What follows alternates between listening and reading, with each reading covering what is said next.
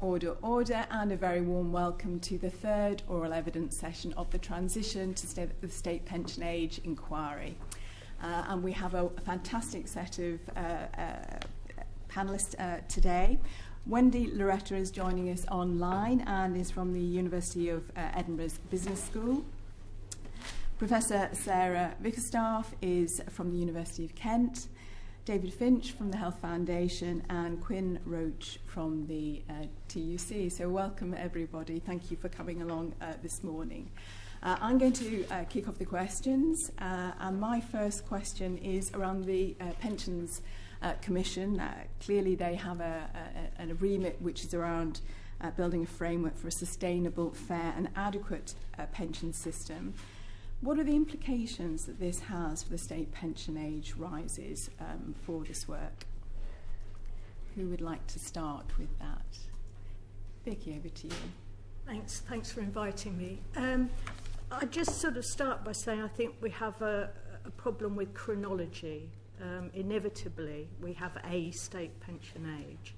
And unfortunately, 66-year-olds, 67-year-olds, and maybe eventually 68-year-olds are not all equal. So if we carry on raising the state pension age, certainly until we've done some of the things that perhaps Charlie Mayfield in his Working Better report says, we will probably consign increasing number of people in the ages between 60 and state pension age to out of work poverty before they get their state pensions. So I think we really need to be careful about the assumption that a single age is a useful and a fair way of thinking about receipt of state pension. Thank you. David, do you want to? Yeah, sure. I mean, I think I'd probably look at this in kind of two aspects. One is the kind of overall sort of adequacy and fairness of the system, and then also how that plays out for different groups and the inequalities that it can bring. And I think actually if you look at the principle of a similar share of life in retirement, I mean it's a fairly sensible principle that we would support and actually it is on average being maintained even though life expectancy improvements have stalled. That is across all cohorts effectively. So you're not actually seeing... Some are going down though, David, aren't they? They are. It is, so women in deprived areas. I think, well, and I think that is the... I mean, ultimately that is the kind of underlying issue there is the inequalities, where when we look at life expectancy trends... I have a question on that in a minute. Okay, I'll hold that one. I mean, I think on the sustainability and adequacy point, I mean, I suppose what is happening though is because life expectancy is not improving as quickly and the state pension age then is unlike... or in past reports and reviews is being pushed back the further rise to 68, for example. You still have an older population, which is driven more by birth cohorts, and so you don't have the same offsetting effect on spend effectively, and that impact then is exacerbated by, I suppose, what we see as rising ill health across the working and older population, and things like the triple lock, which have been kind of increasing. I suppose, a positive for adequacy, but have been kind of increasing that sustainability issue. And I'll part the inequalities then as well. Thank you. Quinn? I would just add that, our evidence clearly points to certain groups having larger pension gaps, and they include Black, ethnic, Asian, minority workers, older workers, disabled workers, and workers who come from doing really physical occupations as well, in terms of them not being able to work up to the state pension age, and that will kind of lead to real inequality later in life, and that's a concern for the TUC. Thank you. And now Wendy. Thank you. Just following up on these comments, just one, and I absolutely agree about the inequalities between groups, but a very stark statistic from ONS is that almost a quarter, 24% of over 50s leave work before state pension age because of unmet health support needs. So just that very stark statistic, we're looking at a quarter of this workforce leaving because of unmet health needs before they get to the current state pension. Thank you. So I think from what you're saying, and perhaps just nod if you agree, you think that the Pensions Commission should be taking account of the increase in the state pension age in their when they're looking at it overall in the system. Yeah, thank you. I think we got the affirmative there. Thank you so much. So on the point around inequalities, the Women's Budget Group says that the assumes that a uniform capacity to remain in paid work risk deepening existing inequalities. So thinking about, again, the policy around state pension, age increases and so on, is that also potentially a policy which would, if it continues to rise, will it exacerbate existing inequalities? So, Kev, I mean, David, do you want to? I mean, I would say at the moment, yes, the data is pointing towards that happening. I think I suppose you would ideally premise a rise in the state pension age with the ability of all groups to kind of keep pace with that rise. And what we see and I should say there are data issues with the kind of the timeliness and also the impacts of COVID on life expectancy and mortality data. But what we saw before the pandemic was kind of either stable or improvements in life expectancy across UK regions for the least deprived areas, but for people in the most deprived areas outside of the south of England, you saw declines in life expectancy. And the latest kind of post sort of 22 data that we can see sort of suggests a similar trend is happening. And I think that's where, that's a clear indication of deteriorating health in the more deprived areas. And those people are more likely to live in those more deprived areas. You do have higher rates of economic inactivity generally, worse sort of health in general in the population, and you can also tend to have kind of jobs that require more physical, have a more physical element to them, and so are actually harder for people to be doing. So I think those things combined point to a kind of problem. Okay, so is there anybody that disagrees with what David has said, that there is the potential for continuing increases in state pension age to exacerbate inequalities without any mitigating measures? Okay, lovely. Wendy, did you want to add to that? Very quickly, I don't disagree at all, but just to add to that, I think sometimes it's thought that the pensions adequacy is important here, and the fact that auto-enrolment, has been in place for, a long number of years now and is seen to be a success, is thought to mitigate against some of those inequalities. But what we do know is that the threshold, the £10,000 threshold, in order to be eligible for auto-enrolment, does discriminate against women, particularly women in lower salary jobs who are working part-time. So I think that compounded with the state pension age needs to be considered. Thank you so much. Yes, of course. Yes, I mean, the DWP published a report either yesterday or today looking at the 1958 birth cohort study and looking at their pension situation now. I think they're in their sort of middle 60s now, so it's a very good cohort to look at. And leaving aside those who are not in work, even those in work, women on defined contribution pensions typically had half the value of pension of men. So you are rolling forward a set of quite deep structural inequalities by moving the age up. Very good point. Thank you so much. Right, I'm going to move on if that's all right, and hand over to Amanda Hack. Thank you, Chair. Thank you to the panel for coming to see us today. So, what extent does the Mayfield Review chart a convincing path to better support for disabled people and those with long-term health conditions to stay in work? And that would obviously include the people we've already referenced, that Sarah commented about as 24% of over 50s leave work due to unmet health needs. So how does the Mayfield Review sort of, do you think that charts a convincing path to try and reverse some of this?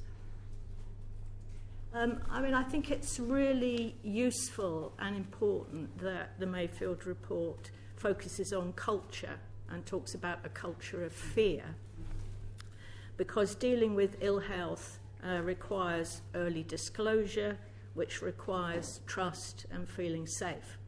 And if you're a low-paid woman in a sector, say, like hospitality or cleaning or retail, and you're beginning to have musculoskeletal issues, which is making work difficult, then are you going to disclose your health concerns when you sort of think, well, if I lose this job, I'm over 60, I'm not going to get another job. I can see that in the labour market. I expect ageism in the labour market.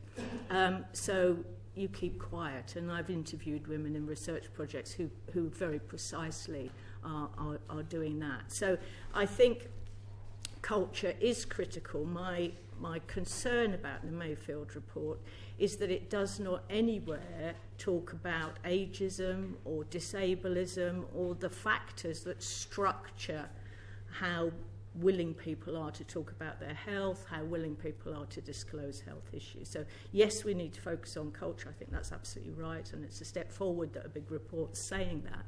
But we need a more fine-grained understanding of how culture impacts different groups. Lovely. Wendy next, and we'll come to Quinn in a moment. Thank you, Wendy. Thank you. Just building directly on that, we did a 3-year research project supporting health amongst older workers aged over 50. We interviewed 150 across 4 different sectors, and very loudly and clearly, to absolutely support what Sarah was saying, there was the fear of disclosure, the double jeopardy of being labelled old and ill. So I think ageism and how it intersects with health, disableism is absolutely crucial here. I think I welcome the focus on training line managers, because I think line managers very often get an unfair rap in this case. I also welcome the focus for making more of what employers currently offer, because that was the other side of our research, that employers were frustrated when they offered services and they had a low take-up. Again, that's because of mainly because of that lack of trust and confidence to be able to disclose. Wendy, Quinn, you wanted to come in? Thank you. I agree with Sarah and I agree with Wendy. I think the Mayfield Review is a report is a great report, but I think we are looking at a long-term report, 3 to 7 years before we start seeing impact, and there are older people in work right now who need support to stay in that job. And so I think from our perspective, there are things that can be done now within the existing legislative framework that can support the retention of older and disabled workers in the workplace. And, our research also agrees with your points around disableism and ageism. We've done research looking at the experiences of disabled people in work, and when you cut that by age, we have around 1 in 5 saying that they were discriminated on the grounds of disability, and 1 in 4 of that group saying they were discriminated on the grounds of age. So it's a really important point that we get right. Thank you, David. Did you want to come in? Yeah, and I would agree with the comments from the other panellists, and I think and we do broadly agree with the thrust of the Mayfield Review and think it can ultimately make a difference. I think where our concerns lie more is there are quite strong kind of voluntary aspects to the proposals for this vanguard stage, which I think that's useful in that you want to find best practice, so you want to work with the employers that are doing these things already. There's almost an equivalent lack of plans from the government to put in the types of structures that you need from the policy system to support those types of activities. So things like more generous statutory sick pay, and also thinking about the incentives and the benefits system, which tend to kind of incentivise people away from the workforce effectively if they have ill health, rather than having a much more kind of preventative and more responsive approach, which helps to sort of keep people attached to the labour market. So I think without those kind of supporting structures, you might risk finding out what works really well, but then it's not as effective because you don't have that wider system in place. That's really useful, thank you. So Tom Pollard from Mine said that while the review identified structural barriers, and I think we've got onto a little bit of that as well, it spent relatively little time analysing them. Do you agree, and what do you think needs more attention? Anybody want to come in? Sarah, you... Where to start?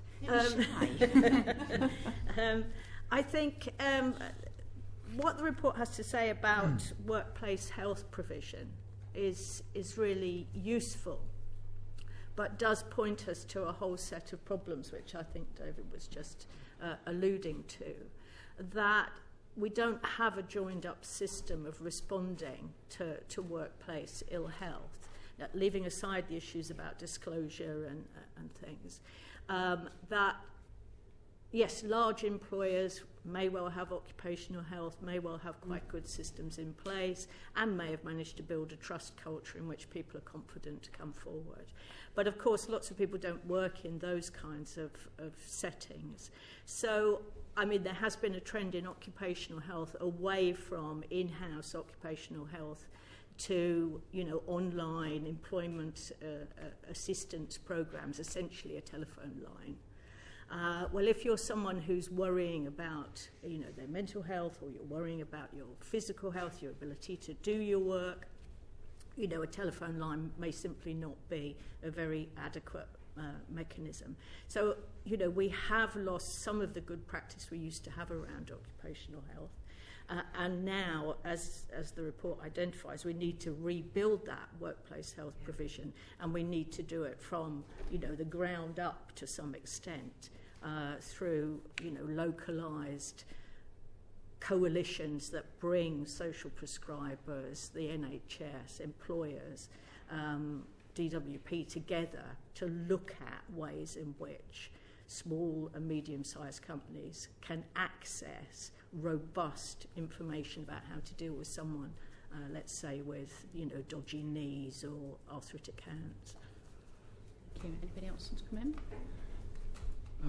Yeah, I would just add that, I mean, I think it's also about not always over-medicalising the concern. So although it may be presenting as a health issue, often people will have other factors that are affecting their ability to work. So it's really having that kind of more holistic approach, where I think we've previously recommended, and there is, you know, the Mayfield review sort of point towards this, more of a sort of case management approach, effectively, where you're actually understanding what people's problems are and resolving them.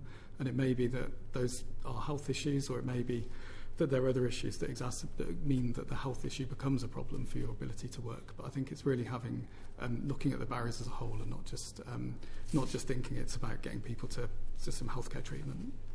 Lovely, thank you. Quinn, you felt like did you want to come in? No, actually, I have nothing to add. Thank you. I think we've covered the last question, so I'm happy to. Yeah. Thank you so much, Amanda. John Mill. Thank you, and good morning. The Mayfield report puts emphasis on working with vanguard employers to work out best practice in a positive feedback intelligence loop, which could take some years. But of course, the other challenge is actually implementing it. Practical measures across all the other companies that aren't in that group. Do you think the report has the balance right? Is he concentrating too much on the coalition of the willing and the employers who perhaps might be best practice in the first place? Well, who would like to? I can start with that. I mean, I think I sort of briefly mentioned this earlier. I mean, I think to some extent, if you're looking for best practice, you are going to have to work with those more sort of active employers in the first place. And I think an important part of the approach is to make it employer-led, so that hopefully you are getting something at the end of it which employers are willing to sort of engage with and take up, and actually works for them, rather than perhaps government developing something that doesn't quite meet their needs. Because we have had lots of standards in the past and they haven't necessarily worked well. I mean, I think the big challenge is finding something that is, I suppose, ultimately goes beyond a statutory minimum and actually does achieve that wider take-up. That I don't have like an answer as to how you do that. And I think part of the problem is that some of this will relate to culture. Some of this is about the role of line managers, and yet that's been known for quite a while, but it's very hard to actually see those things actually lead to change. So I think that is a really big challenge. But I mean, I think they're starting in the right place. I think it's just very hard to get to that point where you scale up the intervention without necessarily bringing in massively lifting up the regulatory minimum. Thank you. Wendy, I think you wanted to come in there. Thank you. This is also relevant to the previous point. Good news. Sorry, I think in terms of resources, yes. There's, we absolutely acknowledge that some employers will be more positively motivated, and getting good practice from them is helpful. But how do we roll that out? There is positive work being done through the WISPAS network, which I can send the link to Juna, and that is being led by a coalition of universities led by University of Birmingham, which is evaluating local government free at point of use occupational health services, and that is obviously targeted towards particularly SMEs. And that the research programme is looking to evaluate, which leads me on to, I think, probably a tandem issue. It's not just actually rolling things out, it's knowing what works. And there was a really useful report produced by Institute of Occupational Medicine and the British, I think it was Health and Safety Commission in November 2024, that said we do not have the data. We simply, data that evaluate what works are partial, they're lagging, and we need to know what works. So I think that has to be done in tandem with also the rollout. Thank you. Any other comments? I agree with both contributions. The only thing that I think I would add is, in the interim between the Mayfield Review report kind of starting to provide best practice and spreading it, one of the things that we think could happen and should happen is to strengthen the Equality Human Rights Commission. They are currently understaffed compared to when they started and underfunded. And we think one of the things that's lacking in this space when you talk about ageism, you talk about discrimination on the grounds of disability or access to reasonable adjustments, is a disincentive to breach the law. So we know from my hat, when you think about reasonable adjustments, the duty to put them in place has existed for 30 years, but it's still not happening on the ground. And those are the things that this age group will need to stay in work. So one of the things we think could happen, and maybe was missed out of this, was strengthening the arm of the regulator to prove a real disincentive to employers. Thank you. Another cohort that is argued is neglected in the report is smaller businesses. It does concentrate on large and companies of 250 people, etc. But many disabled people are actually employed by small companies. Do you think there's an omission there? Sarah, would you like to? Yeah, I think that we need to come at this from all directions. So, yes, you go to the big employers who've got the resources and the inclination, and you see what they're doing and you try and spread that out. But I think, we could make, as Quinn was suggesting, better use of some of the things that we already have. So if you think about access to work, which can help small employers, the backlog of cases on that is a real disincentive. So there's something that can be used, but actually can't be very readily and quickly used.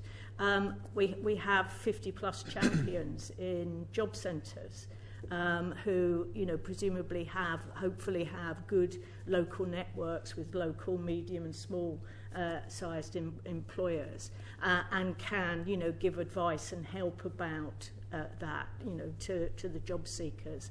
So, there's a lot of things that already exist that and to be fair to Charlie Mayfield, he was, taking the broad vision. So, I think if we just stick with the vanguard, we'll have problems. We'll probably be here in 3 or 4 years' time and not have moved very far forward for lots of people. But if we try and use some of the things that already exist and make them better, then we'll be coming at the problem from the bottom as well as from the top. Any other comments? I'd just add, I think there's obviously a kind of resource issue with the smaller businesses to actually engage with this type of activity. So I think the important thing will be making sure that when you're finding best practice in the larger employers, you are also doing some kind of parallel exercise in translating that to smaller businesses and engaging with them in how they could sort of make that work for themselves. But then also thinking about how do you actually provide them with a more lower cost solution effectively. Because I think, and again, I think the Mayfield Review touches on it in a couple of places, but there are things you could potentially look at through insurance markets or through sort of supporting some kind of low-cost, high-quality provision that means that smaller businesses could access that type of support in a sort of aggregate fashion effectively, rather than, I think at the moment, if you're accessing it individually, you tend to get you're definitely getting a higher per person cost through that provision. Moving on then, this next question actually for you, David, first. You've advocated for a sectoral approach. What might that look like? Well, I think we've talked about this for two main reasons really, and I think there are obviously things that cut across all employment that are important to be focusing on. But then specific sectors do have different health challenges. That might be due to the type of work they're doing. It might be to do with the kind of the age structure or the demographic of the workforce. I suppose you think things like transport or logistics, they're quite strictly built into how those sectors are designed. That means you have things like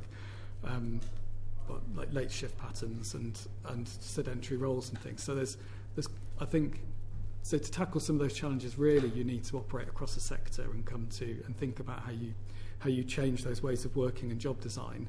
And often I think it's partly because there may be competitive advantage in not moving, which will stop other people moving potentially. But I think it requires that kind of that coordination across the sector to make a difference. It's whether these kind of built-in structural problems. I think the other area is in thinking about the public sector, and where we've looked at kind of work that is effectively associated with kind of harm to health, either exacerbating a health condition or through or sort of creating the health problem. There are particular kind of warning signs in the public sector, particularly in education, healthcare, and the social care sectors. And I suppose that's where actually the government could be playing more of a role as a kind of as a provider of kind of best practice and making sure that they're changing things in a way that would actually send out signals to the rest of the employment sector. Yeah, thank you. Any other? I mean, I think I completely agree with David that, there are big sectoral differences, but this may be another way in which we can approach this from below, in the sense that if you take something like construction, where you do have a preponderance of older workers who have, typically quite a lot of musculoskeletal issues. Even, small operators and self-employed tend to be quite well linked into industry networks of one sort or another because they're important for their business. So using those kinds of sectoral organisations that exist, to sort of spread ideas, spread good practice. You're then asking someone to approach someone they already approach for advice and support on things, rather than someone remote or disconnected. So again, I think there's lots of ways in which we could mobilise existing resources better than we currently do. Thank you.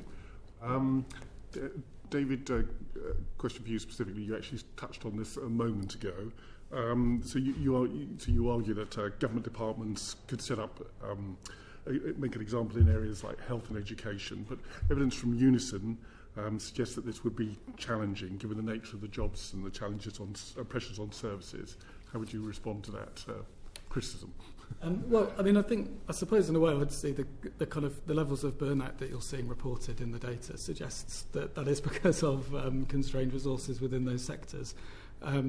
But I think as ever there are always ways of effectively organising your operations differently and taking account of some of these things. And there are examples where, for example,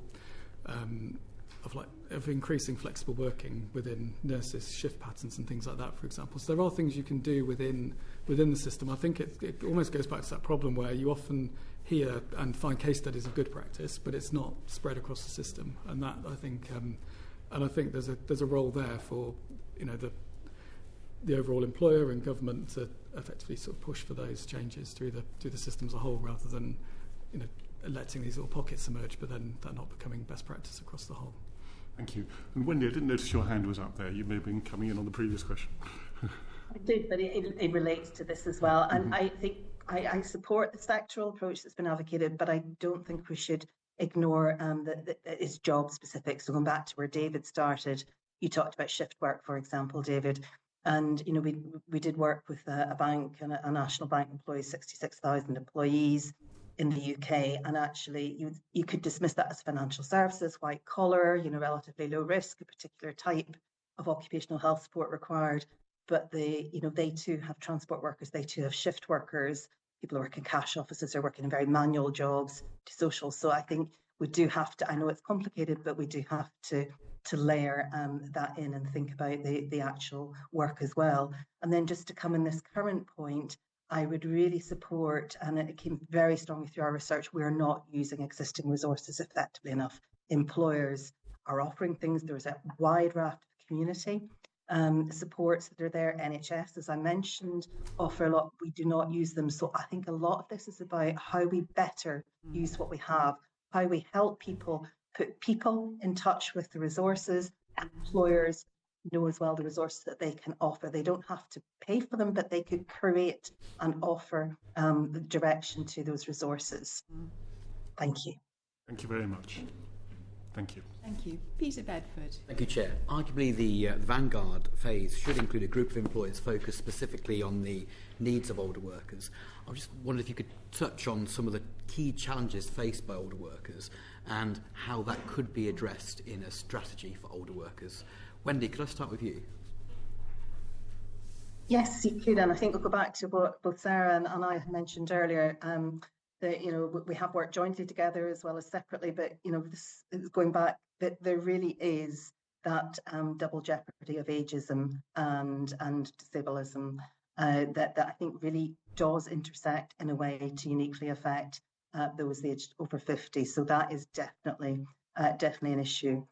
I think there's also the notion when we started off talking about state pension age, there's also, I think, there've been over-reliance on financial reasons that people will retire or stay in work, that if we simply make it more financially difficult for people to retire, that they will stay longer. That is not the case from our research over a long number of years.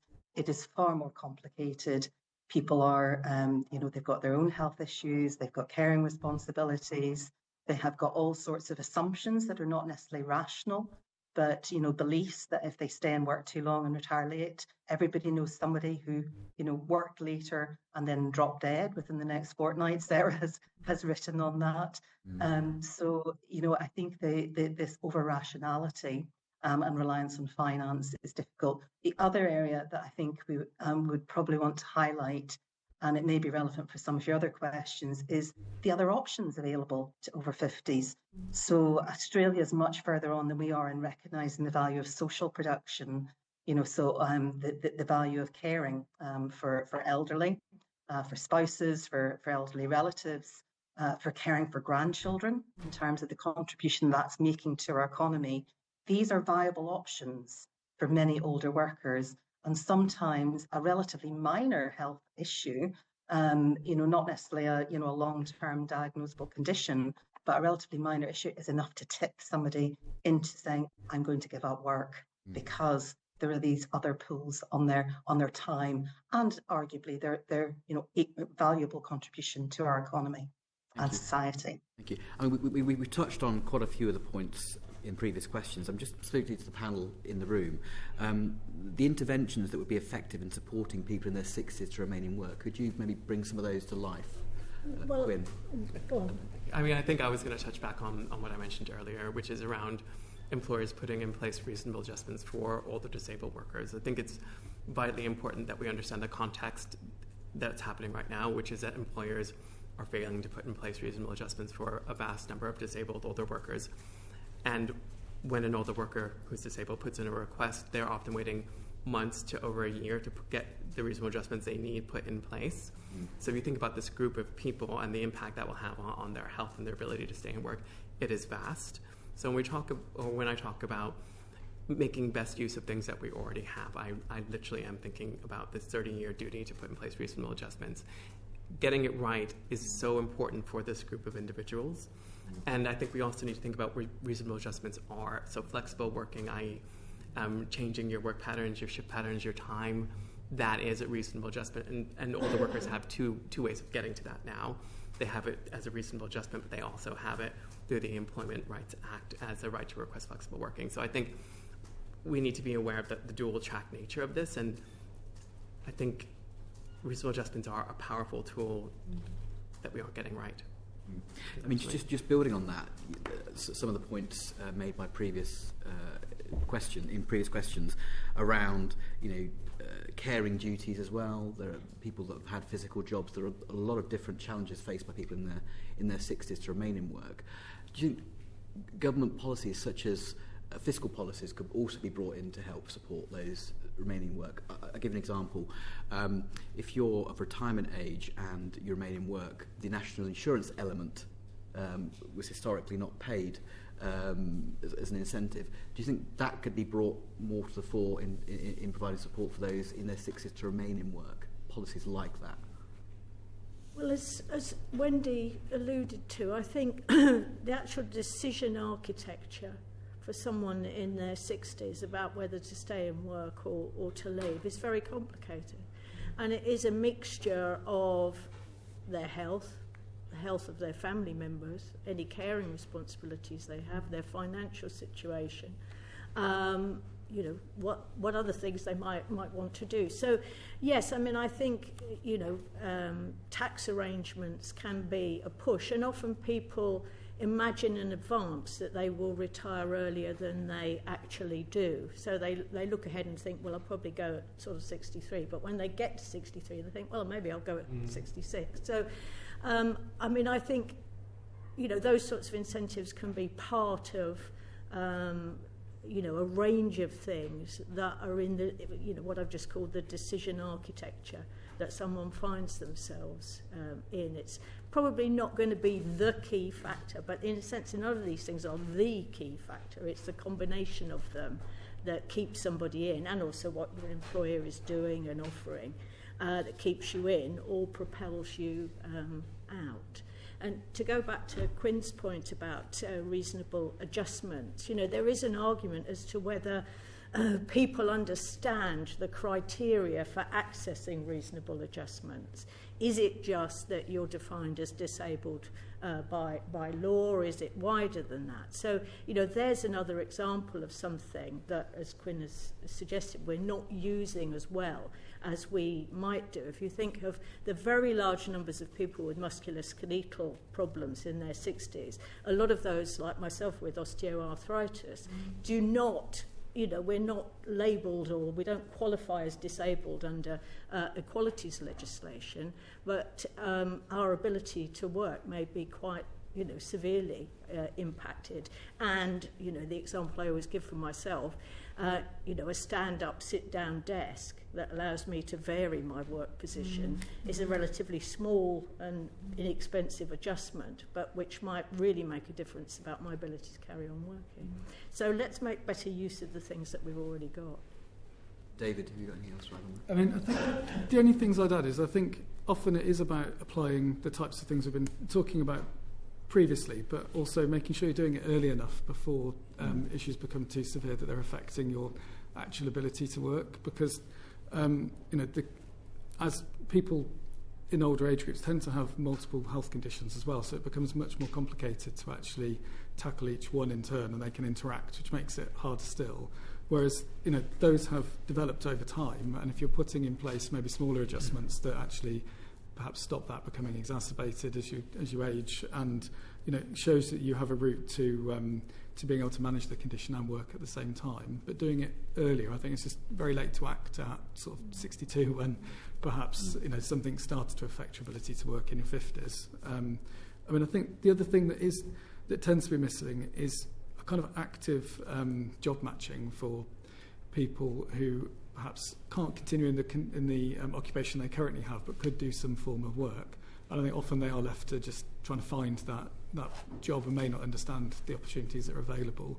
So I think there is a potential role for some kind of job matching support, probably locally delivered, to help sort of match people to jobs, and also to help get employers to realise you know, that their jobs could be adapted to other people. Wendy, just some final brief comments from you. Very briefly, to answer the question about the tax and financial incentives, I think it's the changes that are very difficult. So we did some work back in 2009, I think it was, with DWP and trust and confidence in pensions, when increase in state patronage were first mooted. And I think the trust and confidence, is fair to say, was low, and it's got lower. And that's because people are talking, and when we're interviewing, about change. So they can't plan, they can't prepare. So I think bringing, you know, people ideally want to start preparing earlier, but the constant changes as they see it, it reduces the trust and confidence further. So whatever is done needs to be in place for some time, that people will have trust and confidence in that it will endure to see them through to their retirement. Okay, thank you. Thank you. David Baines. Thanks, Chair. Thanks, everyone. Sir Charlie Mayfield suggested to us that we invite him back in 12 months to report on progress in developing the healthy working life cycle. What do you think we should expect to see by then, and what do you think we will see? I'm happy to start. I suppose I would sort of caution some patience, I suppose, effectively, that I think it's 12 months it's a period of time, but it is also not that much time to make huge progress in it. In effectively, if you're thinking about trying to sort of marshal the different employers that have signed up to the Vanguard and collect evidence, I mean, I'd hope it would be in a position where there are some really clear plans for the following sort of couple of years of the programme, that employers are already actively engaging in their process, and if they are testing things, those are kind of lined up to be happening and have been designed and ready to go. I mean, I think it'd be quite optimistic to think he'll have all the answers at that point and will have managed to sort of make massive progress. I mean, I think in a I think for in a sort of note of caution around just, I suppose, seeing that it's really firmly on track for delivery within the time period, and that he has a good sense of the parameters of what will come through, and is almost trying to fill the gaps in what isn't there, is probably where you'd hope it would be get to, like real clarity that it's moving forward and it's got good direction. So it might be slightly pessimistic, but I just think I suppose from experience of trying to set up like programs engaging with different either local authorities or employers and things, I mean, it does take a bit of time to get things moving. So. I mean, I'd agree with that, but I would hope that the Workplace Health Intelligence Unit that is proposed has been established, because I think that is a mechanism for collating and translating robust information about what works, and perhaps even commissioning more research to test out different ideas. But yeah, I don't honestly think we could expect a major transformation within the space of a year or even 3. But I think he points to some good developments, and I think the Workplace Health Intelligence Unit would be a very good way of aggregating a lot of the issues that we've been talking about, and sending those down to individuals and employers. Wendy? Thank you. Yes, very briefly. Well, we've talked about the complexity. We've talked about really changing attitudes and expectations from employees as well about retirement. That will take time, but I also think we do know some things that work, and some things that are fairly simple, and some things that do not necessarily cost employers a lot, and actually gathering those and seeing what we can make a difference in. If I give you one example, the work that we've done with Age Scotland, and that's around about flexible working policies. It's not going to be the answer for everybody, but if organisations have a look at their flexible working policies, look at the imagery on it, look at the examples, what we're finding with Age Scotland, they were very much focused about parents of young children and around about parental leave, and actually making those more inclusive to include older people, because people, as Sarah was saying, are not aware. They're not aware that these policies apply to them. So I think there's some things we can do. Quick wins is maybe a bit of a cheesy phrase, but I think there are some things we can probably do quickly in that dissemination of good practice, that and assuring employees these are not costly or terribly intrusive. So, I mean, just going off of Wendy's point about other things that are really impactful and are coming down the line, so slightly outside of the Mayfield review angle, but I actually have a lot of faith that employers will be taking this area a lot more seriously.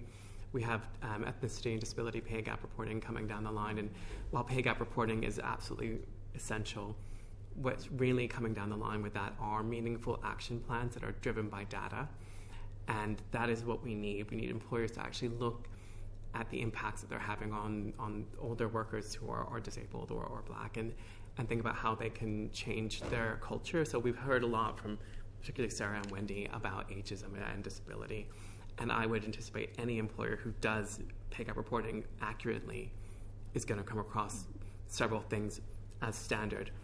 lack of reasonable adjustments, discrimination in the workplace, bullying, harassment. That's what our research shows are real issues holding these workers back and also encouraging them to leave work.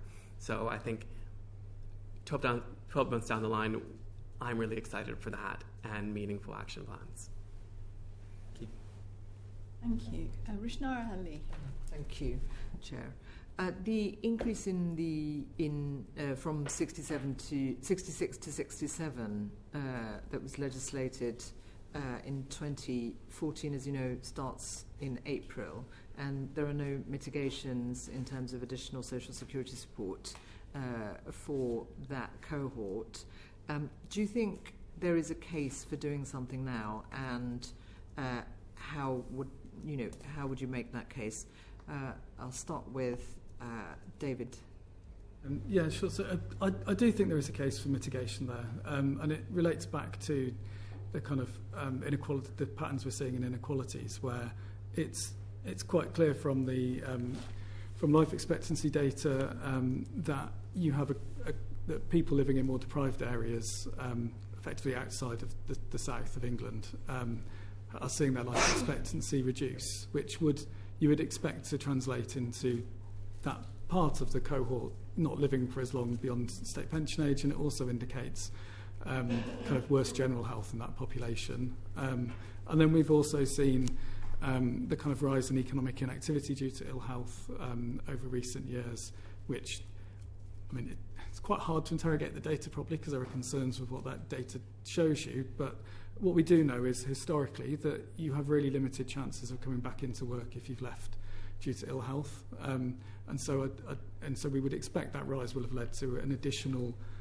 this cohort approaching state pension age, there to be additional people who have left the workforce earlier than previous cohorts have effectively, which points to a kind of exacerbation of inequality. So you can, I think, you can accept, well, potentially you can accept that you have a single state pension age, which leads to some inequality, but the nature of trends in health and employment outcomes around this increase in state pension age are making those inequalities worse, effectively.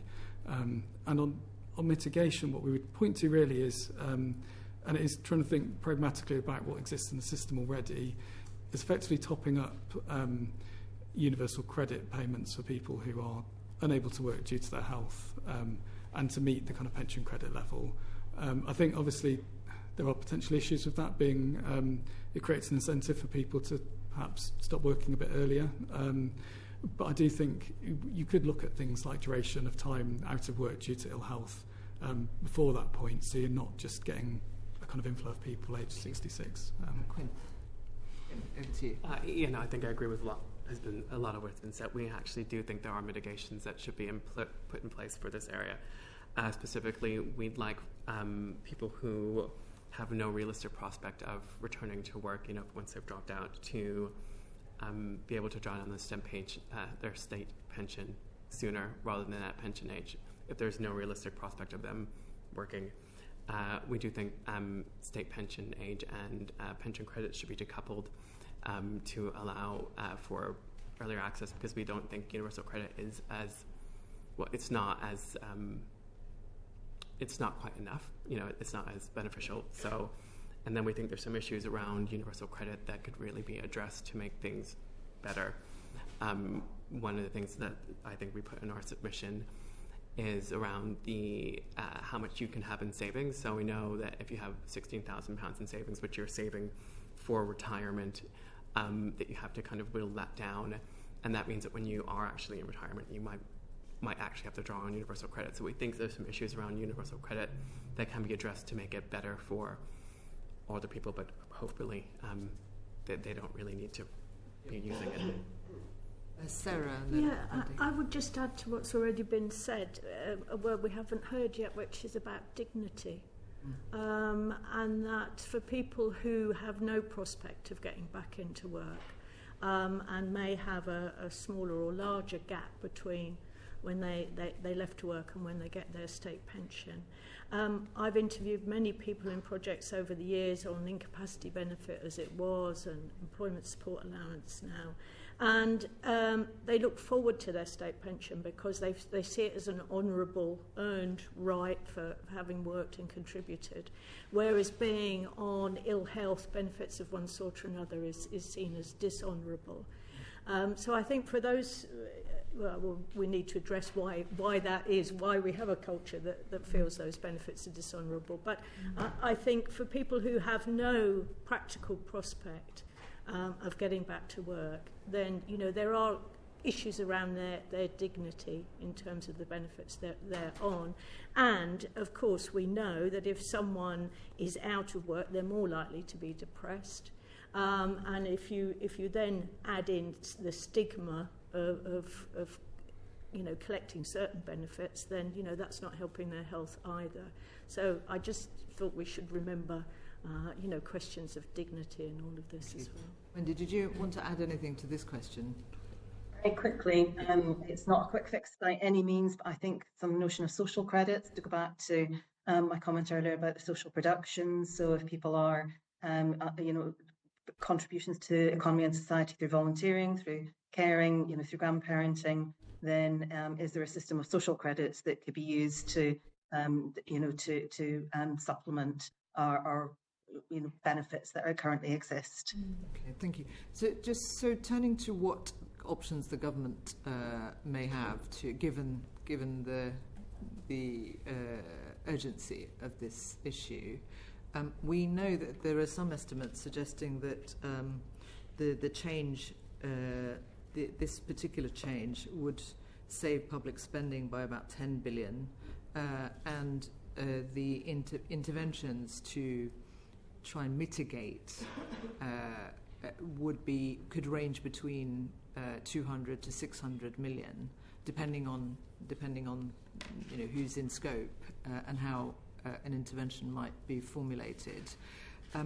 Do you think that's something that the government should be looking at as quickly as possible? And what age should, if support was available to do that mitigation, what age would you recommend it kicks in? Or should it be based on the points you made earlier about... It goes back to chronology again, I think. You know, all 50-year-olds, all 55-year-olds, 60-year-olds, 65s are not equal. And therefore there will be some people in their early 50s who are in circumstances that mean their ability to get back into work or stay in work are severely prejudiced. You know, there'll be other 64-year-olds who were doing fine and then have a health incident or event. So I think you've got... In terms of the 66, 67, that cohort, in terms of the pension age changing? Well, I think you need to look at the individual circumstances. Thank you. Who else was... I mean, I would say if you're very specifically focused on that 66 to 67, then the additional mitigation should be coming in at the point you would have reached your previous state pension age, effectively. I mean, that won't deal with wider problems and inequalities created by having a single state pension age and failing to keep people healthy and in work through their lifetimes, but would be the most kind of direct bit of mitigation there. Quinn, did you want to come in? Just to add, I think one, we would really need my pensions expert, but based on the information that he has provided me, I think what we would say is that these mitigations should be based around circumstances. So, for example, we know there are a group of older disabled workers who will not make it to pension age, but they will be accruing a pension. So we think that one of the mitigations would be around allowing them access to it at an earlier point. Wendy? Thank you. Apologies, my battery might just disappear. Apologies. I think this needs to be done earlier. So I agree about individual differences, but I think we should start intervening earlier now. So DWP, for example, had started to look at midlife MOT.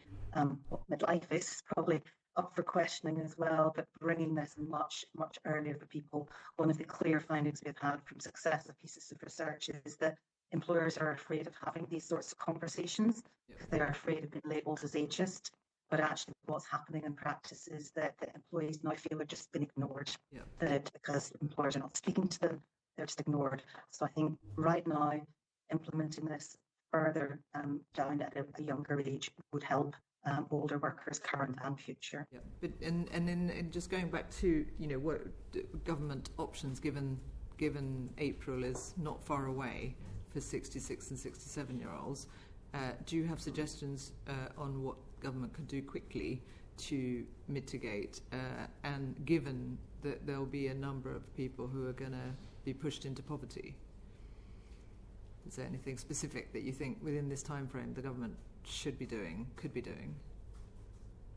I mean, the most immediate and effective thing would be to increase top up through universal credit effectively, because that is something that they should be able to do quite quickly. I think there are things you could do, like the types of support we've been talking about earlier that you could bring in, because this is obviously a whole cohort of people. It's not just the next sort of year's worth of retirees. So you could look to do those things, but I just think you're limited in your ability to change someone's trajectory out of work if you're acting so late in the day effectively. But it shouldn't mean you don't try.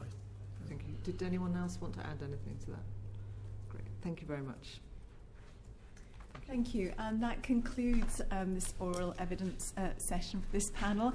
David, Sarah, Quinn and Wendy, thank you so much for your very compelling evidence. Really enjoyed this. Thank you. Thank you. Order.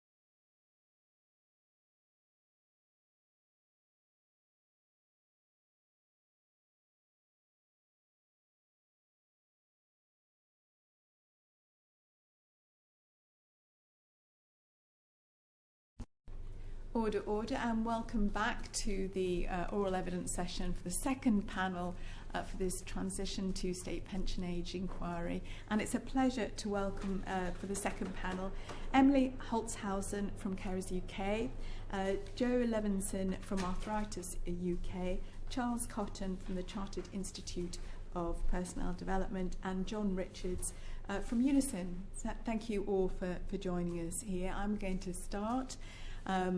Quite similar questions to the first panel, and I wanted to think in terms of the Pensions Commission and obviously their remit around developing the framework for a sustainable, fair and adequate pension, and how the state pension age increases should be considered by them.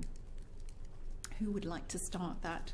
I'm very happy to start. Thank you, when Emily. I talk about caring, I'm talking about family members and close friends who are caring for older, ill and disabled relatives. So as a lot of witnesses have said, there are definitely structural issues that mean that people with caring responsibilities are much more likely to be out of work. And these need to be taken account of. So the more that we move the state pension up, the more likely they are to have to give up work. So around 600 people a day give up work to care, and they are up to twice as likely to be in poverty compared with non-carers because of the benefit rates. Simply, carers allowance is one of the lowest benefit of its kind. So we need to look at the structural issues that keep people in work for longer. Part of that is based on employers. Part of it is also around universal credit. And we need to also think, as some of the previous witnesses said, about those people who have no choice but to give up work in order to care and their benefit levels. But I can come on to that more later. Thanks, Emily. Yeah, I mean, from our perspective, a lot of the Pensions Commission work has been really important and focused on that. I think a lot of the pensions work done so far by the government has been very structural and very focused on, pooling in the local government pension scheme, or focused on particularly financial impact. And so we would be very keen for the Pension Commission to do work in the wider aspect, look at the social impact of pensions, and particularly this transition age, I think, is really important with the move back to 66 to 67. So having a wider focus than the rather narrow way that government work has done so far, I think would be very welcome. Okay. Do you want to? Yeah, and thank you very much for the chance to speak. Every day 1,200 people get diagnosed with arthritis, and we know that a significant number are unable to work at some stage because of their arthritis. Around half the people tell us they struggle to work. It has an impact on their ability to be employed. And so I think that's the context for our worries about the transition to a higher state pension age. I think it's also why we'd welcome a wider focus from the Pensions Commission. I think we need to take a joined-up view on all the different factors that impact on people's ability to earn, particularly in later life. And we know, unfortunately, if you have a health condition, you really may well struggle to get employment, to stay employment, and you may struggle financially, particularly if you have to wait longer to access a state pension or private pension provision. Charles? Thank you for inviting me and the CIPD to your evidence session.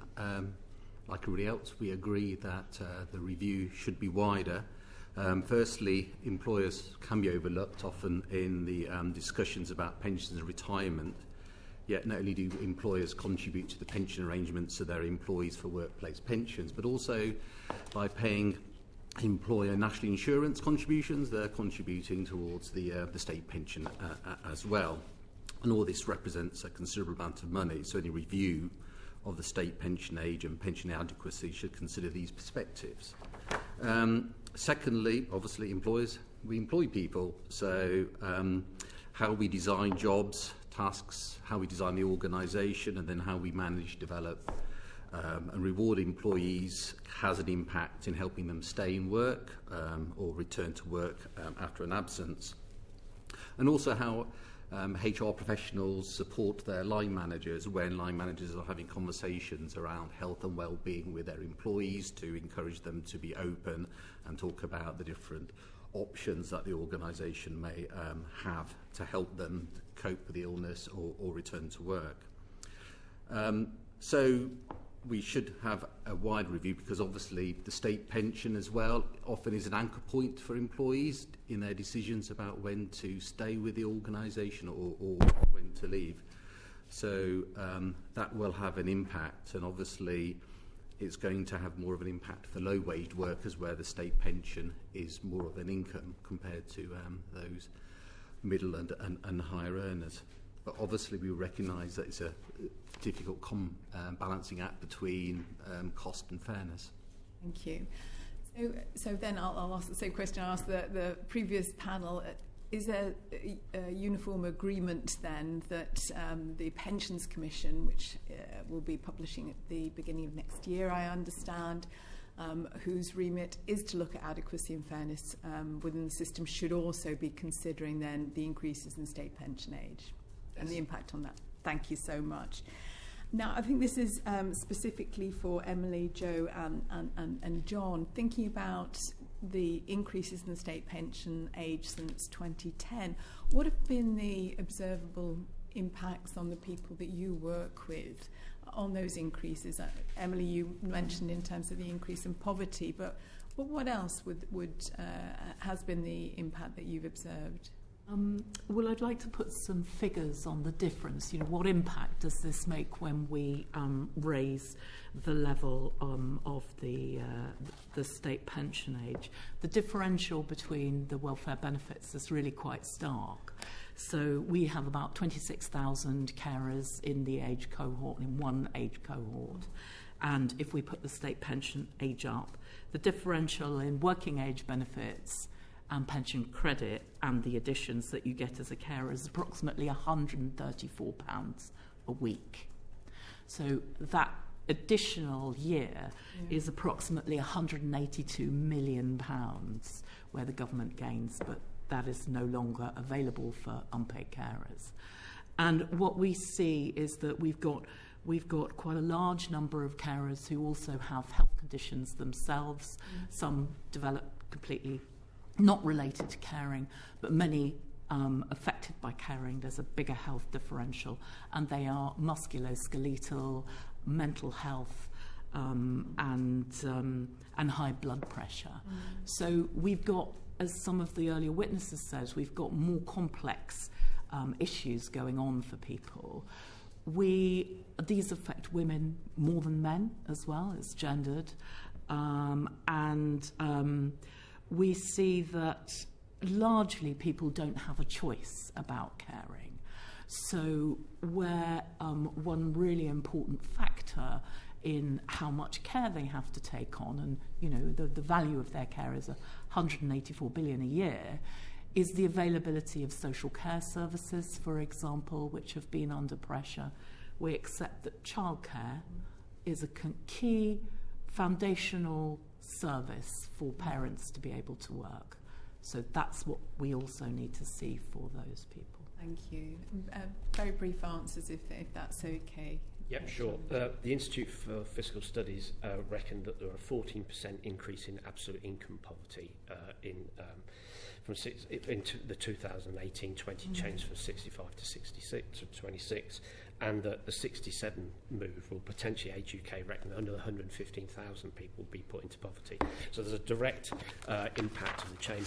For workers on the ground, we gave some evidence in our written evidence about the direct impact of longer working on people in schools, as school cleaners, physically challenging work. The longer you go, the more difficult it is to be able to do some of the jobs. School technicians who do a lot of lifting of equipment around that, it becomes more difficult to do so.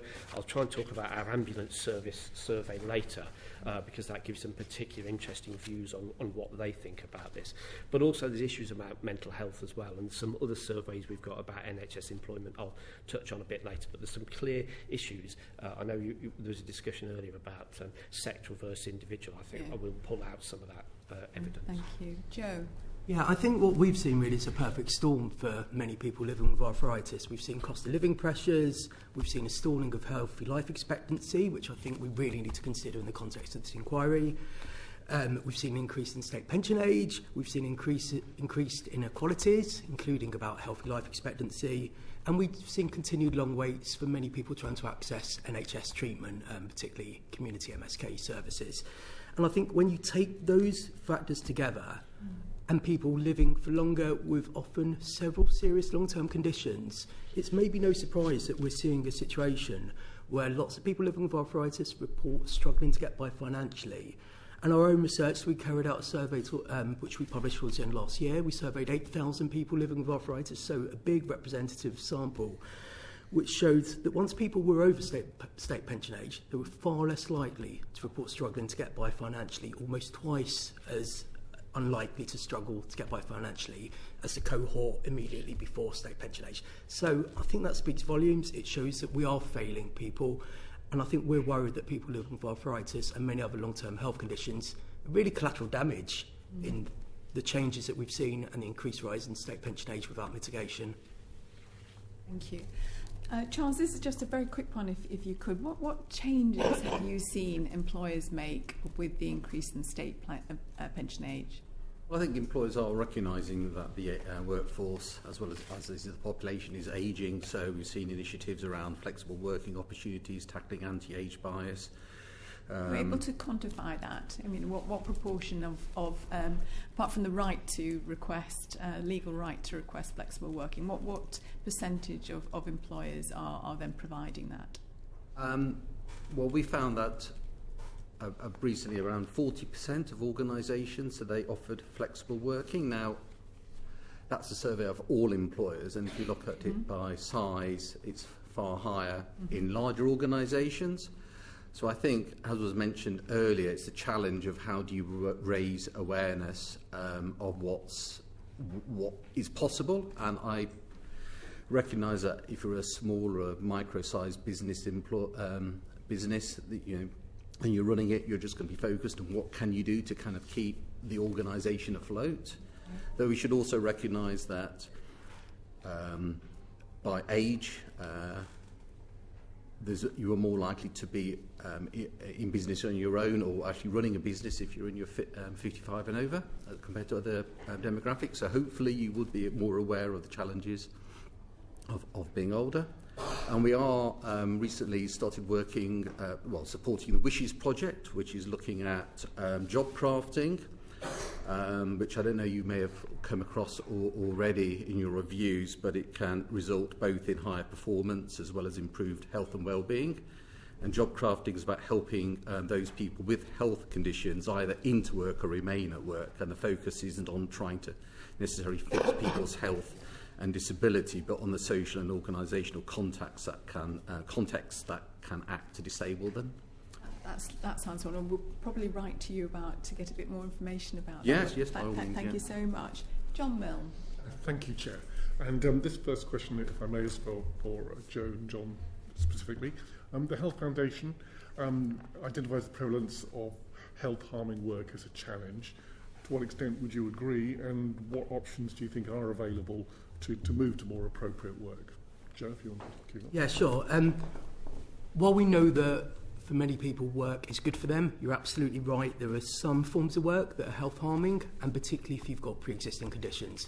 So we're really worried about that. We're also very aware that some form of work itself leads to injuries. So certainly in our case, many forms of work can lead to MSK issues and injuries. And this happens across the board. I mean, in the NHS alone, 3 million working days are lost each year because of MSK conditions. So I think employers they've got to step up, really. They've got to provide a safe environment. We'd like to see the Health and Safety Executive play, I think, more of an assertive role, actually, when it comes to this. And I think it also links back to what we've heard earlier about the reasonable adjustments that need to be in place to enable people to work safely, but for a workplace environment to adapt to their needs. We know lots of people have got a lot to offer. They can still provide a lot to offer in industries that can have the potential to be health harming, but there should be a difference between potential and actual here. So I think we need to do more to bridge that gap. Thank you. John. And yes, and just to add to that, I think it goes back to what we talked about a bit earlier around differentials between sectors.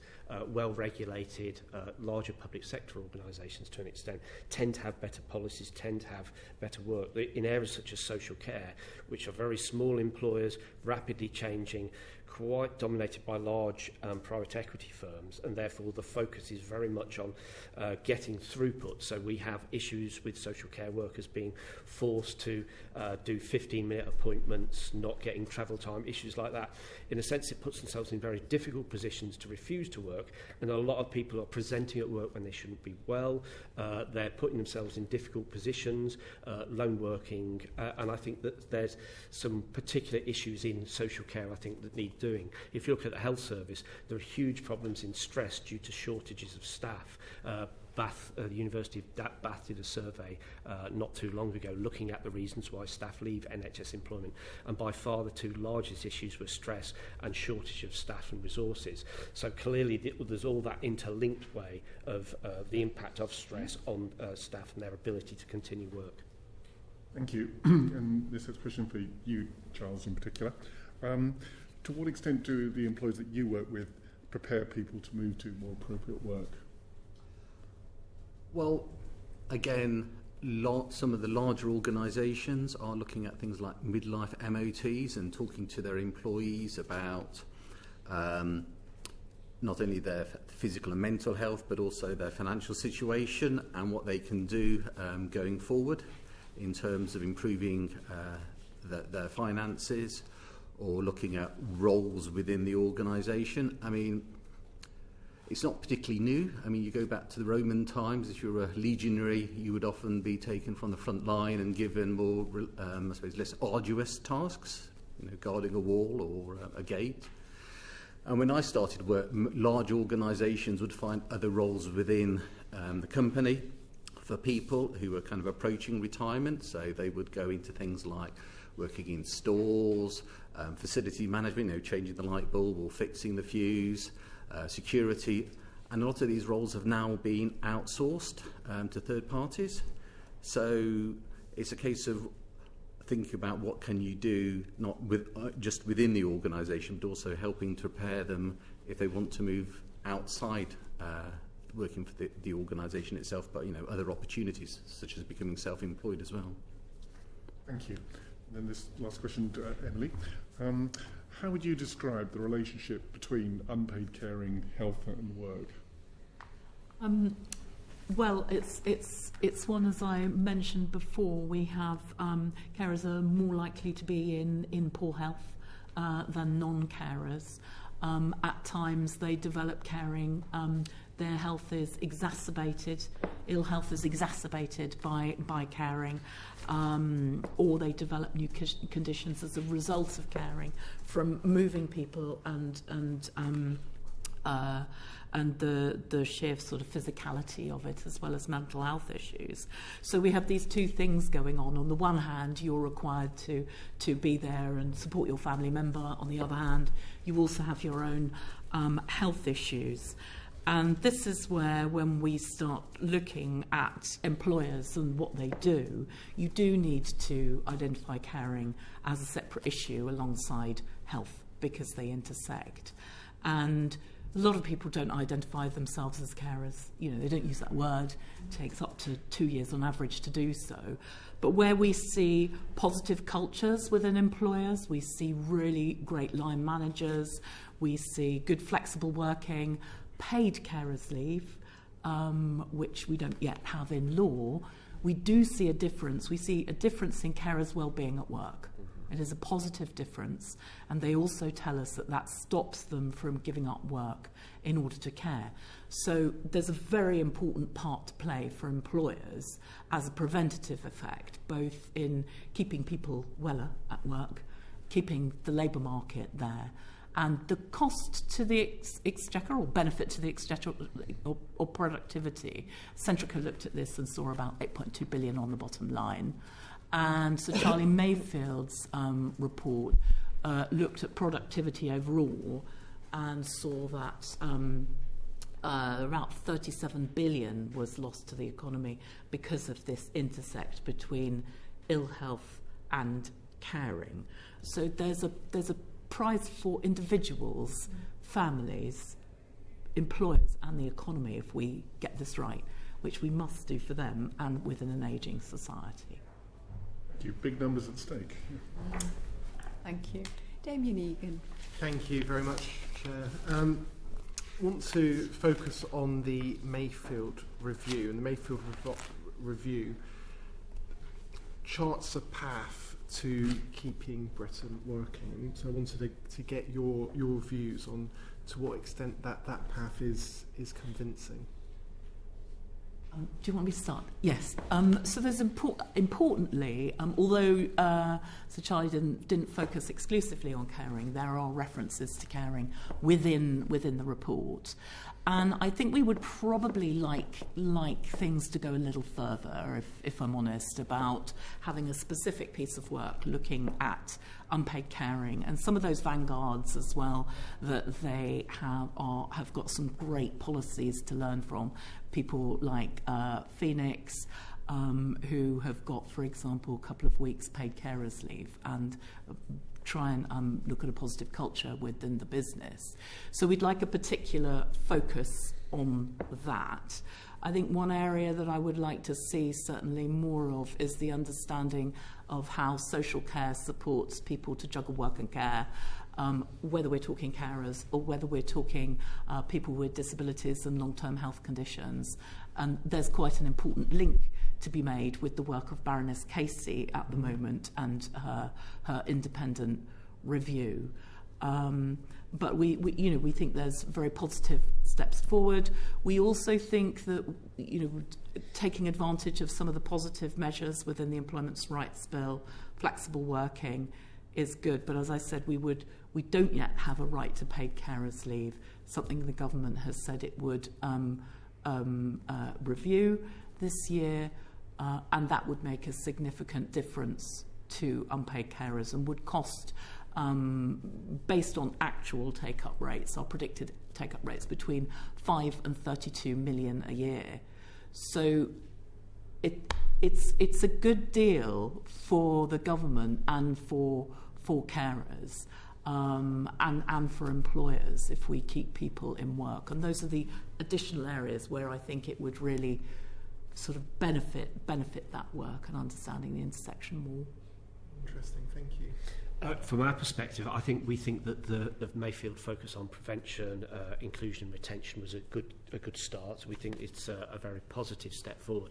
I think there are a number of areas where we would want it to be strengthened. It was mentioned earlier, the phrase is employer-led, and fine with that as long as there's it's possible for the workforce and the trade unions to actually get engaged in that process, because we've seen in the past that when employer-led often means employers' views without actually taking into account the workforce.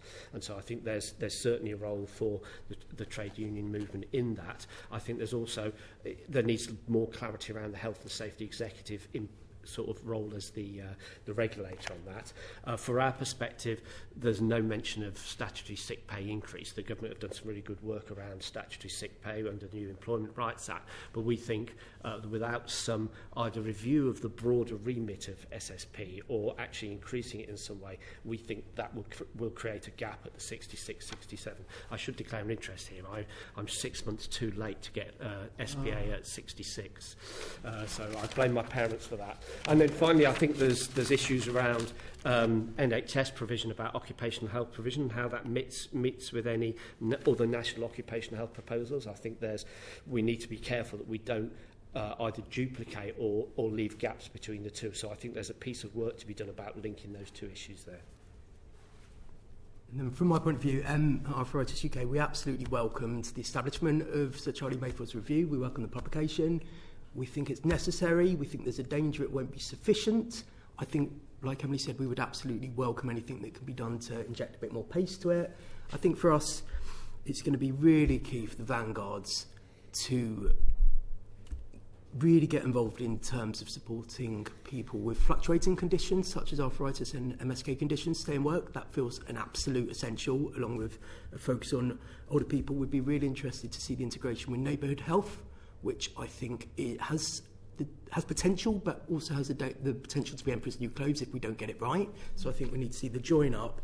And I think the focus on what works is really important in terms of the Workforce Health Intelligence Unit. That's something we would absolutely like to see prioritised. I think the limitations are if it doesn't move beyond that coalition of the willing. It needs to go beyond that, and I think we have probably a healthy scepticism about how far voluntary engagement will take us, but it's absolutely necessary, just maybe not sufficient. I like that line, coalition of the willing. Charles? I agree with what has been said before. I mean, I think it's important to get the vanguard going as quickly as possible to find out what works, but it also is important to stress to other sized employers the importance and the opportunity that this presents. I mean, if we're able to crack it, the economy can grow, we'll have more resources. The debate about where we have the state pension age or what we link it to will become less stark because we'll have more money. So I think it's quite crucial to, that it has, it has to succeed, and that's also about building awareness among SMEs as well that this is an important opportunity for them. Charles, do you think that the plans will help get the certified standard put out in Mayfield adopted by other employers and other types of employers? Well, if there are certified standards, then you could say that would you want to be working for an organisation that doesn't have this certified standard? It's going to impact on your current employees and potentially from your potential employees who you want to recruit and select, if they've got various job offers and one has the certified certificate and the other one doesn't, you might think, well, why is that? Why would I necessarily want to go and work for that organisation? Thank you. Chair, would you like me to take the next question? Yes, please. That's okay. Sure, it's for you, Emily.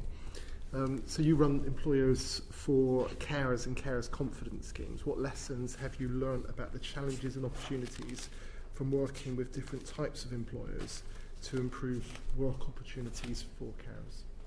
Thank you. Just to explain, our Employers for Carers is a forum which has around 250 employers from public and private sectors and some from voluntary sectors, covering about just over 3 million employees. And what we see is that it's really important to have a greater awareness about carers within your workforce. So if we look in the NHS, for example, 1 in 3 NHS workers, according to the staff survey, have unpaid caring responsibilities on top of what is quite often a very stressful job. The employers that we've worked with have a range of different mechanisms. Some people have mentioned midlife MOTs, working carer passports to get better dialogue with line managers, line manager training. The best ones use data within their workplace to look at who is caring, because people move in and out of caring. And where we see positive practice, we see increased well-being. Employers, and certainly anecdotal evidence shows that you also get greater buy-in and loyalty from carers who are just grateful. We have parents of disabled children with lifelong caring responsibilities, people caring for mum or dad with dementia or stroke, partners with cancer. It can happen at any time. So there really is positive culture practice. There are some sectors that are less represented, care sector, for example, in membership. And our Care Confidence scheme is a scheme that we've developed, which is a benchmarking scheme that employers have for a limited number of years and must renew. And we've had around 90 organisations go through that, and it's a good way of using reflective practice to improve. And we have quite a few looking at that across the public sector and private sector. But we would like this, to become increasingly used. So it's a very different scheme to Disability Confident, as an example. It's something which we would like, definitely to be used more broadly, but we see that you do need that separate focus and understanding about caring, and there's almost like a ladder of support, if you see what I mean, from where you can have very low-level intervention to people whose lives become very much more complex in juggling work and care, may equally have a disability or health condition, and will need increased support and intervention, maybe occupational health support. So I think there is a question to ask about smaller employers as well, where the vast majority of people are supported. We find anecdotally that they can be very flexible because they know the people well. And if you're a small employer of 3-4 people and you're likely to lose an employee, that can be catastrophic on the rest of the business. But as I said, there's still an issue with unpaid carers themselves recognising themselves as carers, and sometimes a culture of fear of raising those issues within the workplace. So there's much more that we can do around awareness, identification and support, but good practice that we can work with and promote, and with a good solid legislative structure. As I said, we would like to see pay up to a week of paid carers leave legislated for. Thank you very much. Thank you, Chair. Thank you. John, can I just pick up on something that the Health Foundation raised with us, and that was that the government should try and focus on those sectors which it can influence most directly, so health, social care and education, for example. I just wondered what Unison members have been saying about that, and whether it's generally supported. I mean, obviously, there are large areas where we cover, but there's significant other areas where we think actually focus on jobs is really quite important. And even within those sectors, there are different roles. I mentioned ambulance in particular. So, for instance, if you compare ambulance workers to fire and police workers, they have different retirement ages, so it's very difficult for ambulance workers, even though they're manual handling all the time, all the day, more so than police and fire workers, yet they have they're not able to retire as early, they're not able to use the pension scheme the same way that the fire and pension scheme is. So we did a survey of ambulance workers and it asked them what would support them to remain in role, and 87%, the top answer was a lower retirement age. So I think if you're looking specific roles and jobs within the overall sectors, I think that's there. And also, if you tend to look in other sectors like education, the focus is always on teachers, professional workers, yet 50% of people in schools are support staff, cleaners, teaching assistants and other stuff. And measures tend to be done when we have engagement with departments. They tend to start with looking at the impact of changes and mental health. So we did some work on mental health. The Department for Education did some work on mental health a few years ago, and they did it for teachers and then said, oh, well, we can just roll that over to teaching assistants and other staff. And we had to say to them, actually, they work in a completely different way. You know, often teaching assistants will work in small groups. Cleaners do not have the same relationship that they do school meals workers, technicians. These are not the same issues. So I think there are issues as well within sectoral issues, and I take the point that was made about government being able to influence from that. But sometimes it also means that you get this idea of public sector workers with their gold-plated pensions and other things like that. And I always say this, but the local government pension scheme average pension is just over £5,000. So Richard Tice may think that the local government pension scheme is an overpaid pension scheme, but I can assure you for the vast majority of low-paid workers, it is not. Indeed. I remember when I was chair of an NHS trust and the Improving Working Lives scheme, has there been any long-term evaluation on the impact that had, for example, on keeping people in work? I seem to remember at the time it was really, really well received. So it's perhaps something that, because I know Unison representatives were part of that, perhaps we could write to you. And we can discuss that. I had that as a point to come to, but I'll do that. I'll try and sneak it in later. Yes, please do. And I'm going to hand over now to Peter Bedford. Thank you, Chair. In the previous panel, we heard of the challenges faced by older workers and some of the interventions that could be brought in. I just want to get your views on what those interventions could be in terms of an overall strategy for older workers, and also the timeliness of those interventions and when they should be brought in to best support those older workers. Emily, maybe come to you first. So I would say that there's definitely a need for, when you look at the statistics, an over 50s approach to over 50s. We can't leave it until people get into their 60s. It's too late. So a government sort of strategy and approach to supporting the over 50s to remain in work definitely would be a positive. But there are other sort of changes that we can make that are sort of lifetime changes that contribute to people's better pension outcomes, like the Sir Charlie Mayfield's report and review, the culture of change around caring responsibilities. It's everything from a young carer coming into the workplace for the first time, being able to have good work as well as positive work and design.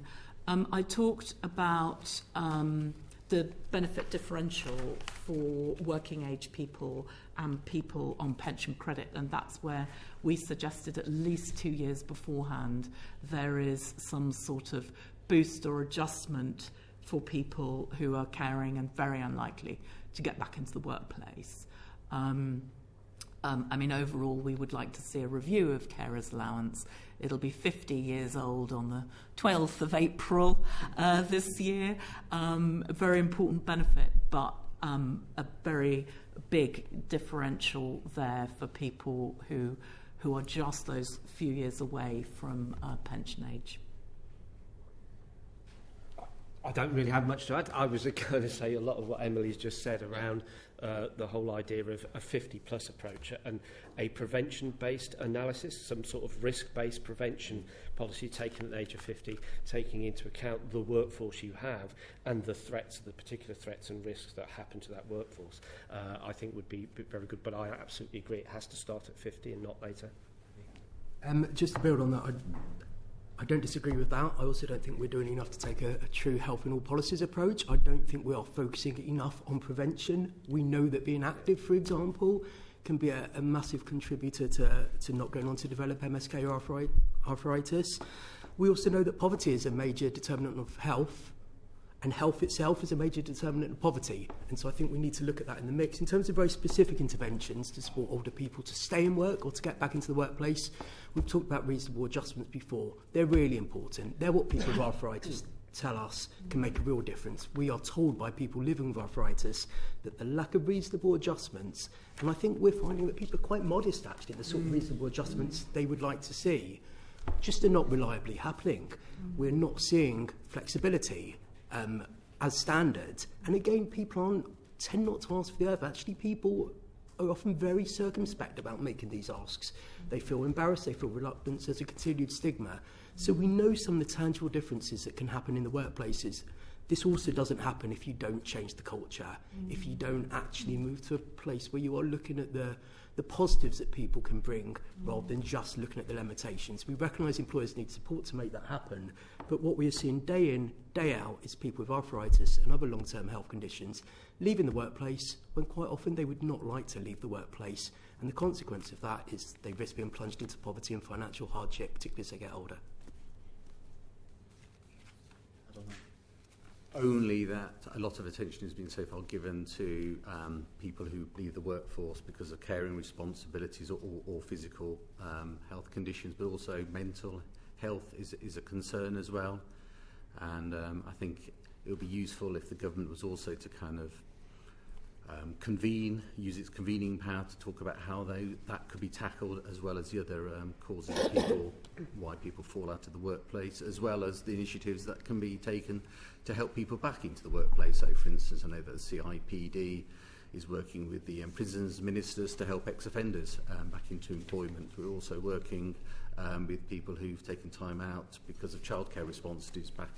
So using those kind of ways of thinking about how can we look at getting those people who are 50 and over who've not been in the workplace for a number of years, how can we use those techniques to get those back into work as well, such as having testimonials from other older workers who've been successfully recruited, or reviewing the recruitment process, or perhaps even reducing the barriers. So kind of talking about, if you do come back into the workplace, this is what impact it could have on your benefits, and this is what we can do to kind of mitigate those as well. And just thinking more broadly, are there any tangible changes that you think could be brought in to support people reaching the state retirement age over the next 5-10 years, perhaps those that are in work at the moment, to help them transition later on to a more comfortable retirement? Well, I suppose I'll go back to, government could decide to do this benefits boost relatively quickly. We would like a positive outcome from government's review of paid carers leave. Those are very tangible things, rights and entitlements, very tangible. Unpaid carers leave, which is up to 5 days of unpaid leave now. Our analysis shows that the people who are less likely to be able to take it are on low wages. They're more likely to be carers. They're more likely to be in elementary occupations working below their potential. So these are really tangible things that government could change, as well as culture and approach to an ageing society where age discrimination is tackled as well. I support the idea of potentially of increasing universal credit on this. However, universal credit and how it interacts with pay can be quite difficult, and sometimes you get unintended consequences. So you need to be very careful how you introduce that. We've had issues of back pay which have taken people out into universal credit and other issues. So I think certainly there would need to be a proper analysis of immediate increase of universal credit. It needs to be worked out how it works out in the longer term, just because of some short-term bumps that actually, when people, particularly low-paid workers, can't afford to have the gaps in work. So I just think that it would need to be introduced carefully, and you need to see how it looked. I think, given we know that people approaching state pension age can be at greater risk of poverty, I think we really need to focus on income. I think part of that is making sure people are aware of existing benefits that they can claim. We know there is still underclaiming. We know that that is because of lack of awareness, but also the complications of a system that can be bewildering even to the most well-informed. I think we also really would welcome a continued focus not only on returning to work, but work retention for those people who are able to work.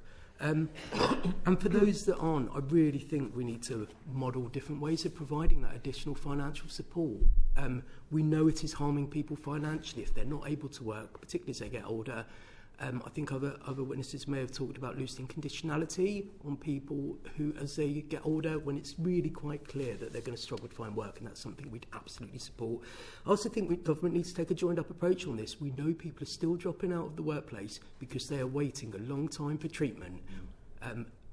We know that the government has that on its radar, but still day in, day out, operations are cancelled, physio appointments are being cancelled, or people are waiting a long time. And if we don't get that right, we're going to continue to see people drop out of the workplace when actually it's in their interest and society's interest for them to work.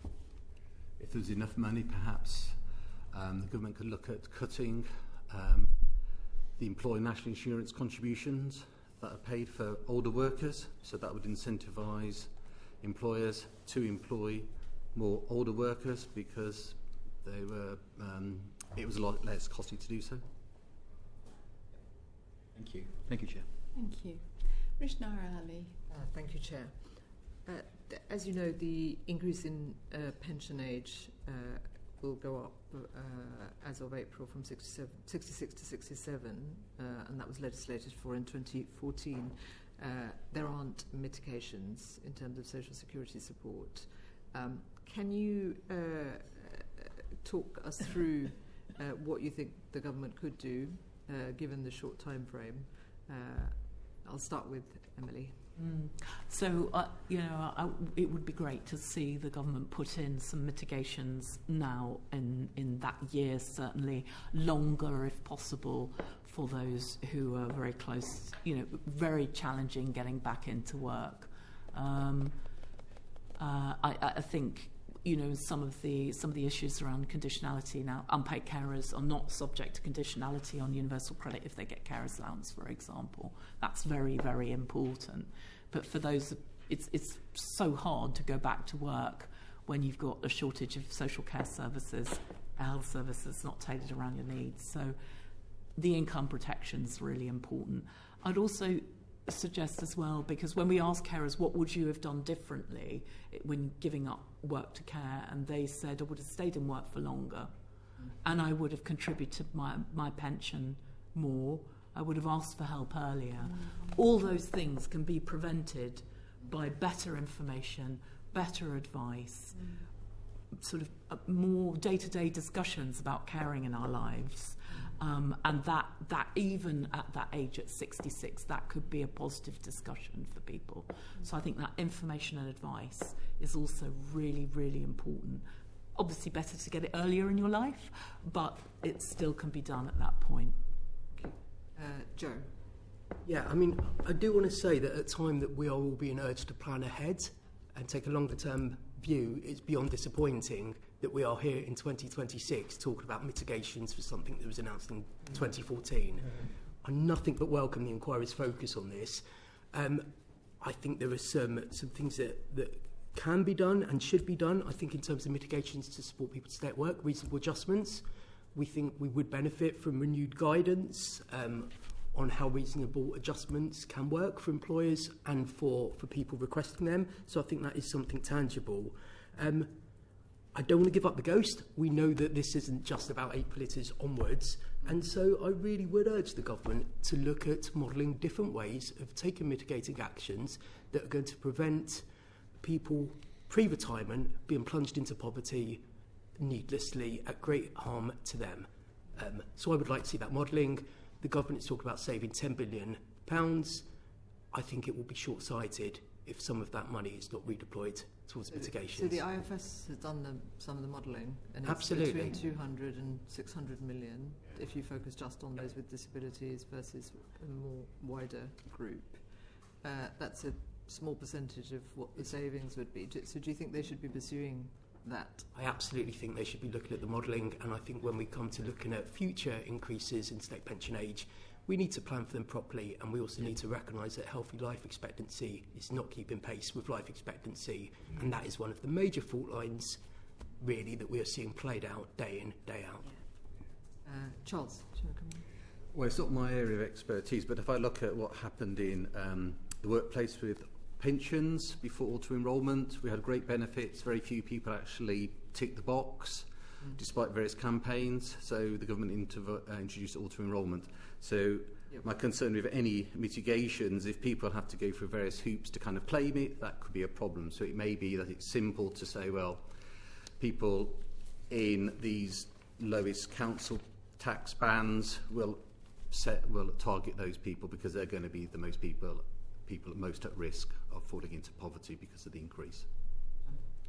I think I've already mentioned the changes to statutory sick pay. I think would be really important. You could look at ways of the criteria of how you help. We could look at ask people like the Industrial Injuries Advisory Committee. They already do work about this. You could target particular issues, arthritis or whatever particular we think it would be useful. I think the establishment of the Workplace Health Intelligence Unit, which was touched on a bit earlier, I think that could be sped up because actually that could produce some really useful data to be based on that, consistent data, leadership, clear idea.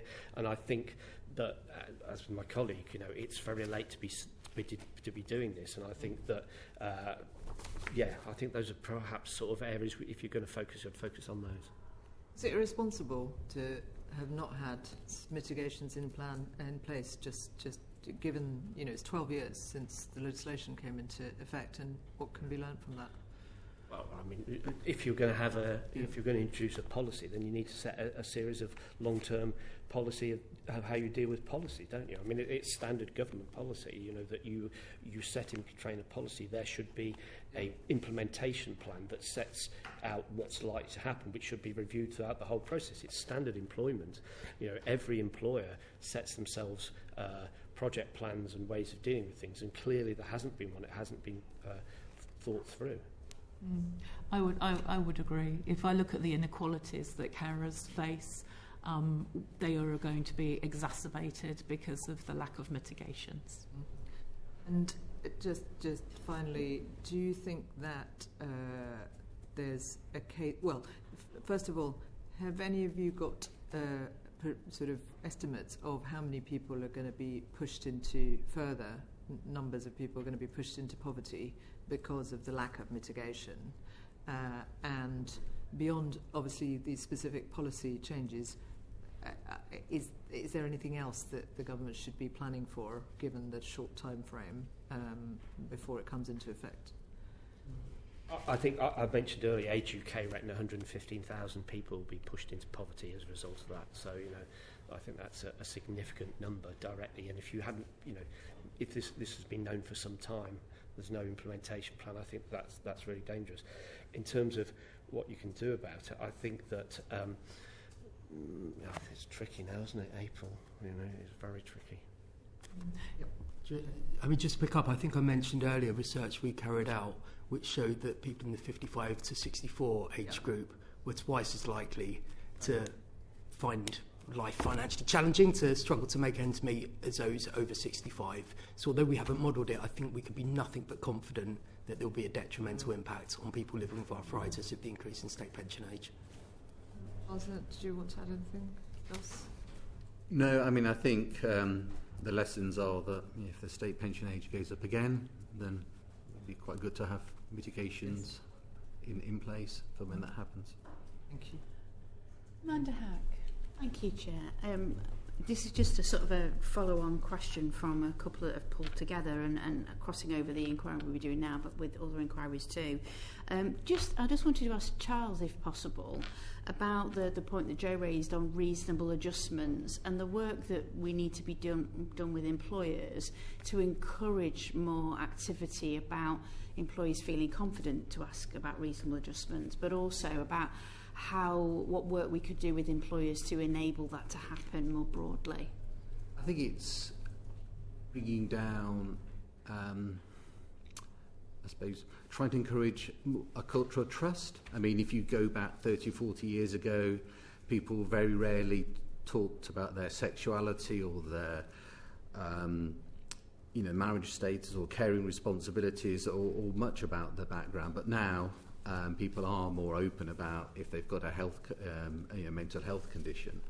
So I think, but obviously we recognise that's not all within, equally spread out. So we've got to kind of encourage not only just employees to kind of broach these subjects, but also employers, how they then think about this in a sensitive way. That, I mean, the Mayfield report talks about employees being scared about talking about this, but also it can be scary for employers, thinking, well, how do I deal with this? What's the best approach?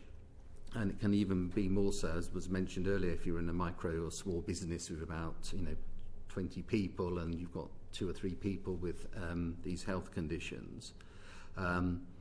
Where do you get the support from? Where do you get the advice? So it's important that if the government was to do anything, it could help small and medium-sized organisations access HR support, occupational health support. So you can have discussions about how best to have these stay-in-work plans. Lovely, thank you. I mean, just very quickly to Joe and to Emily, just thinking around the phraseology about disability confident employers. In your experience with your organisations, has that made a difference to the people that you are engaging with day to day? First thing I should say is that Arthritis UK, we're proud to be a disability confident employer. Also, actually, if I reflect on the almost 12 months I've spent working for the charity, it's a joy and a privilege to work for an organisation that genuinely feels like it's taking reasonable adjustment seriously. And having spent most of my career in the charity sector, I can even say that's not always a given in the charity sector, let alone elsewhere. So I think that makes a real difference. I think disability confidence, it is absolutely a good rather than a negative. I think it can still be quite hit and miss, and I think it can still depend a lot on implementation, and it also only covers a minority of jobs that exist in this country, which is why we need schemes that go way beyond that, and we need a cultural shift. Emily, did you have anything to add? I would agree with Joe, really, and there are different, as our Care Confident scheme, as I set out, is quite different. It requires a much greater level of evidence to be able to achieve what we have, but it is the coalition of the willing. I just also wanted to mention as well that because unpaid caring is not a protected characteristic, carers don't have a right to reasonable adjustments. So culture change, although there's just prevention from discrimination and harassment in terms of associated with disability in their own right, that's not seen. That's something we would like to see, caring as the 10th protected characteristic. But there's an opportunity as well, I think, just to mention equality action plans.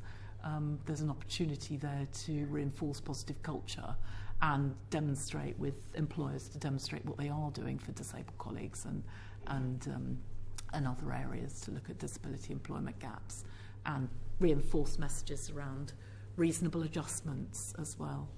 Lovely. And Emily, finally, in your evidence, you indicated that this is about an employment boost pre-retirement. I'd be really interested to see what the other panellists felt about, at what age additional support you feel should come in pre the retirement, and if anyone had a view on that. I think it, to be honest, I don't think it should be age related. Okay. I think that actually you in a risk-based culture, in a sort of a prevention-based culture, you analyse them early on. If someone comes to you and they need reasonable adjustments, you need to recognise if you want to keep that worker on for a long, long time, you need to put reasonable adjustments in, and they may adjust over time. I think what happens sometimes, we've talked about reasonable adjustments, is the adjustments made, but actually, conditions worsen and those adjustments aren't changed, and I think that's a real problem. I think I'd just add a reflection that although people of all ages can get arthritis, you are more likely to get it as you get older, and you are more likely to be living with multiple long-term conditions. I think all of those can make working so much more problematic. I think if we're looking at any additional mitigations, whilst in an ideal world, we would look at individual circumstances and recognising that people of all ages are at risk of being in poverty. If they have a long-term disability, the older you are, the more problematic it can be. And so we would welcome any mitigation is better than no mitigation, I think is what I would be saying at this stage. Thank you, Joe. Charles, I think the challenge is that there doesn't seem to be a clear explanation of why the state pension exists. What is the challenge or opportunity or problem it's trying to solve? So I think until you start to have discussions about what is the reason for having the state pension, then it's going to kind of confuse. You'll end up using it as a kind of a Swiss Army knife to kind of deal with various problems in the workplace or outside the workplace. So I think you've got to be really clear about what you expect the state pension age to do, and the state pension to do, and what else you expect then the government or employers or employees themselves to kind of do as well. Thank you, Chair, for allowing me to go off base. And that concludes the evidence from this panel. Thank you so much, everyone, for joining us and for your evidence to us today.